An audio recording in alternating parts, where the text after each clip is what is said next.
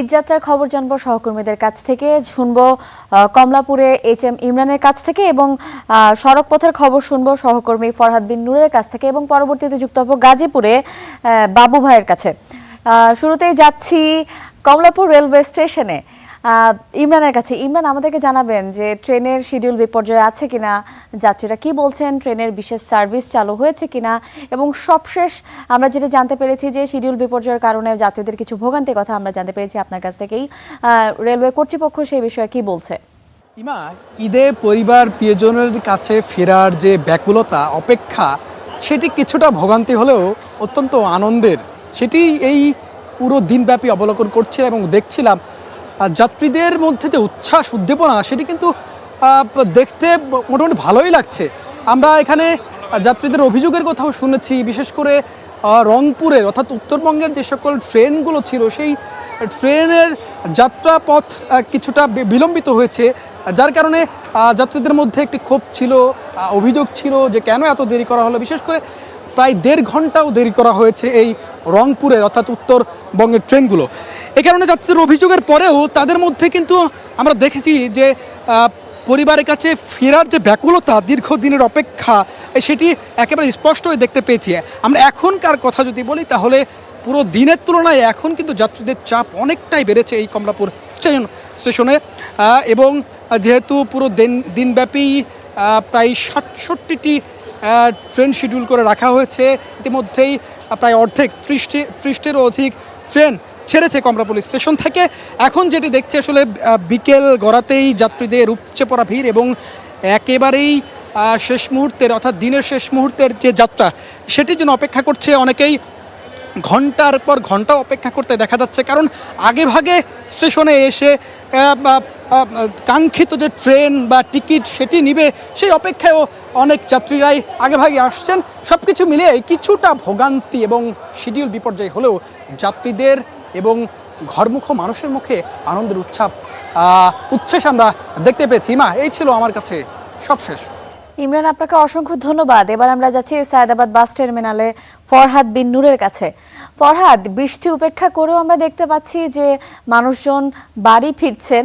আপনার কি কিছুটা হলেও মন খারাপ হচ্ছে যে আপনি বাড়ি যেতে পারছেন না আপাতত, বা আপনার কি বাড়ি ফেরার এবার ঈদে বাড়ি যাওয়া হচ্ছে কিনা, এবং বাস টার্মিনালে যাত্রীদের সবশেষ তথ্য জানাবেন? ইমা, আসলে প্রত্যেকেরই শেকড়ের সাথে ঈদ করবার একটা তাড়া থাকে, বিশেষ করে বাবা মা এবং যারা শেকড়ের যে মানুষগুলো, দাদা দাদি, নানা নানি, সবার সঙ্গে ঈদ করবার একটা আগ্রহ থাকে সবারই। তো আমরা সংবাদ সংগ্রহ করছি, সুযোগ হলে আমরাও যাব। আমরা যেই চিত্রটি একটু দেখাতে চাই সায়েদাবাদ বাস টার্মিনালে, এখানে যেসব যাত্রীরা আসছেন তারা কিন্তু একটু আগে দেখলাম যে বৃষ্টিতে ভিজে তারা এই বাস টার্মিনাল পর্যন্ত এসে পৌঁছেছে। এবং সকাল থেকে এখন পর্যন্ত যে চিত্রটি সেটি যদি একটু বলি, আমরা বিভিন্ন রাজধানীর বিভিন্ন বাস টার্মিনালে আমরা গিয়েছি, ঘুরেছি, দেখেছি যে যাত্রীদের উপচে পড়া একটা ভিড় কিন্তু সকাল থেকেই আমরা বিভিন্ন বাস টার্মিনালে লক্ষ্য করেছি।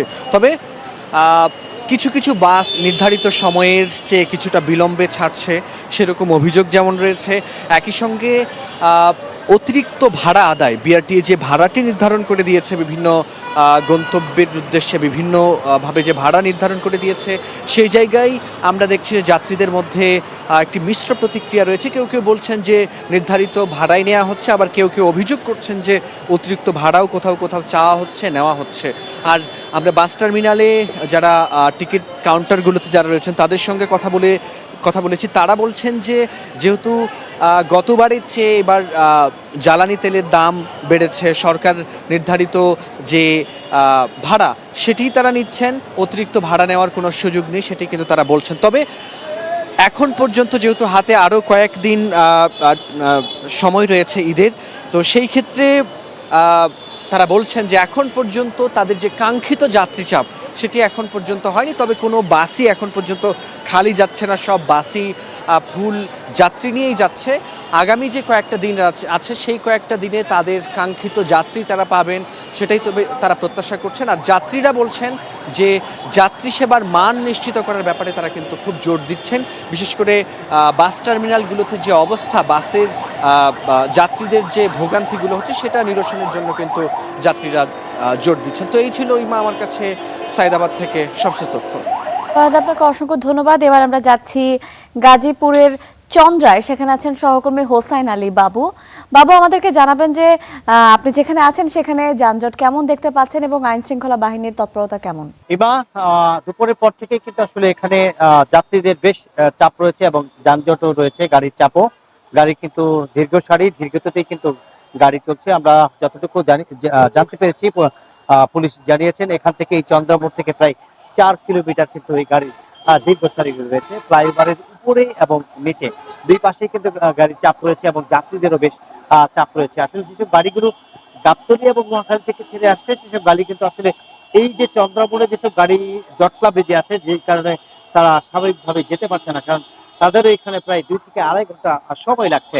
এছাড়াও যে গাড়িগুলো আসলে কাউন্টারের সামনে আছে সেই গাড়িগুলো আসলে যাত্রী ভরে তারপরে আসলে তারা এখান থেকে ছেড়ে যাচ্ছেন। সেই যাত্রী ভরতে ভরতে যে সময়টা লেগে যাচ্ছে সেই ক্ষেত্রে কিন্তু আসলে পেছনে যে গাড়িগুলো সেগুলো কিন্তু আসলে এই যানজটে তাদের পড়তে হচ্ছে এবং এই জটলার মধ্যে তাদের পড়তে হচ্ছে। এবং যাত্রীরা যেটা বলছেন যে আসলে বরাবরের মতো তাদের কাছে বাড়তি ভাড়া চাওয়া হচ্ছে।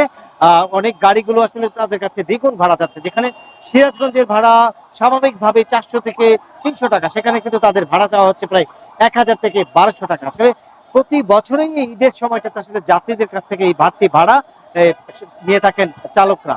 সেক্ষেত্রে আসলে আইন শৃঙ্খলা বাহিনী মাঠে রয়েছেন, 1000 আইন শৃঙ্খলা বাহিনী চন্দ্রা কে ঘিরে আসলে উত্তরবঙ্গের যেসব 22টি জেলার মানুষ যারা যাবেন তাদেরকে নিরাপত্তা এবং সার্বিকভাবে আসলে যাতে স্বাভাবিকভাবে যেতে পারে সেই ক্ষেত্রে কিন্তু এই আইন শৃঙ্খলা রয়েছে। তারপরেও আসলে এই বাড়তি ভাড়ার কারণে যাত্রীরা অভিযোগ করছেন। সেই অভিযোগ করার পরে আসলে কোনো ফলাফল তারা পাচ্ছেন না, কারণ যে পরিমাণ যাত্রীর চাপ এবং গাড়ির চাপ বেড়ে যাওয়ার কারণে তারা কিন্তু আমাদেরকে জানিয়েছেন যে আসলে অতিরিক্ত গাড়ির চাপ এবং যাত্রী দেখার কারণে আসলে তারা কোনো ধরনের ব্যবস্থা নিতে পারছেন না।